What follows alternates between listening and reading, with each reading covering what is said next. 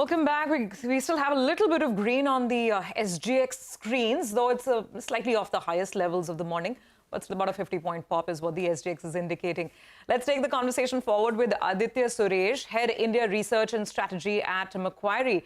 Aditya, great to have you on the show. There's so much going on, right? And plenty of news flow. You tell us, I mean, from Adani to the underperformance that started in 2023 to this whole conversation on rates and now US banks. In the midst of all of this, how do you find the market positioned? Have valuations started reaching comfort levels where you see perhaps some more foreign money flowing in? Sure. So at the start of the year, our view was that India pulls back by about 10%. We underperform by about 15%, and we're kind of firmly on that path. Now, valuations have clearly kind of come in here. India's kind of cooled off. Other emerging markets kind of rallied a little bit. But I think there's still a lot of water to flow. So it's our view that maybe we see another 5% correction from where we are today. So it's our view that in the next, say, 6 months, it's more likely from a Nifty perspective, we get towards 16,000 than, say, rally towards, let's say, 18,000, 18,500. So I think the top-down construct remains fairly cautious. Top-down construct remains cautious, but you're saying that there could be, at worst, another 5 to 10% downside from here for the Indian markets, right? That's our base case position, and that's premised really on what we think about earnings growth and all these things. Okay, so, I mean, that's not bad, another 5 to 10%. So if we are at perhaps the last leg of this downfall, or the penultimate leg, is this a good time to be accumulating in the market? Is it a good time to be nibbling in? And if yes, what are the pockets that interest you now? For us, the answer to that question is very clear, and it remains very, very selective. And this is kind of where we think that there is strong earnings visibility, or where kind of consensus estimates are mispriced. And so selectively, again, in financials, we like a few of those names, particularly in the larger kind of banks. IT, again, has been an area where we have been anti-consensus optimistic, whether it be large cap, mid caps, etc. Elsewhere, it becomes very, very bottom up and stock specific. So, for example, so Gale's on TV today with that interim dividend. So Gale's been one of our top picks, right? And that's more a value play. And there's been like specific events with that stock, whether that be kind of the tariff or dividends and the improvement in earnings, etc. So I think just to give you a flavor of kind of how we're thinking about markets here right now, there is no overarching kind of subsector theme which we're backing or betting on.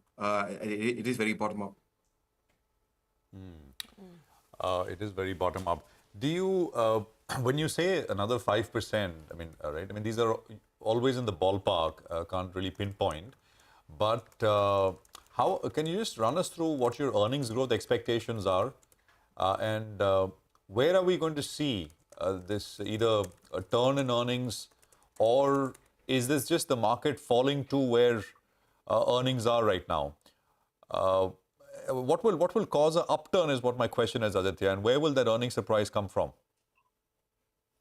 And I think that's the way we're thinking about this as well, right? In that, so if we were to kind of meaningfully rally from where we are today, despite the valuation kind of pull back, we really need to see that earnings surprise kind of come through. So just to give you some perspective on our estimates, I'll use MSCI India as maybe as a proxy, but I think the Nifty story is similar-ish, which is that, you know, when you think about 2-year forward earnings estimates, which I think has had a very strong correlation with broader markets, consensus has been cutting by anywhere between 10 to 14% over the past year.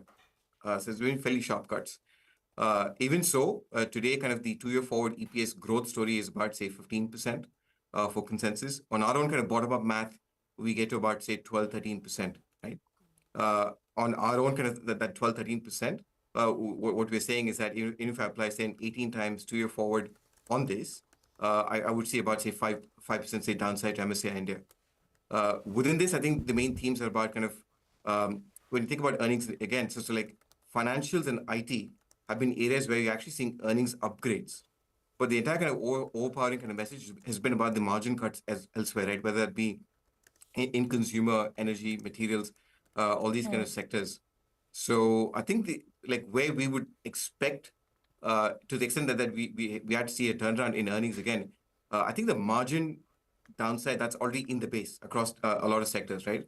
So what really this has to be driven by is that volume recovery story surprising on the upside.